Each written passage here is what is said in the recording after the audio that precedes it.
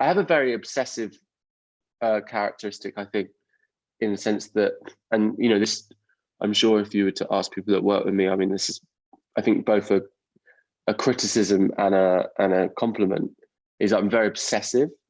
And I think it actually, again, is another trait that has both benefited me and also held me back in a way, in that I work tirelessly on things until I feel that they're ready, almost to the point. And sometimes that works. For example, on that song Another Love, which was one of the first songs I put out, you know, I worked tirelessly on that production.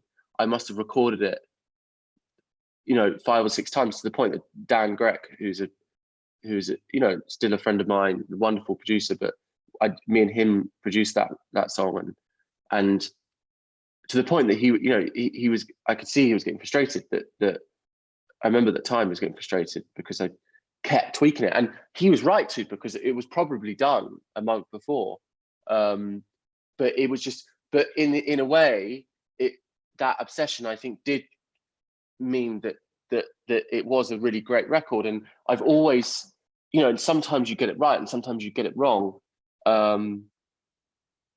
but interestingly, I've got songs which are much more where I've almost laughed because they're just so carefree, and they're the ones that people are drawn to, you know. And there's a certain spontaneity, a lack of polish that is very human, and people are very drawn to, I think. So sometimes that obsession that overworking something can be very damaging, but also not just on the work, but on my own mind. You know, I remember countless times driving home from the studio, or being in the studio, because I've got a studio at my house, you know, and just not being able to stop, just literally not being able to stop. And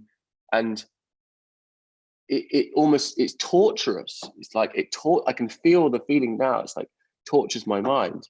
And that's not good for one's sleep or anything.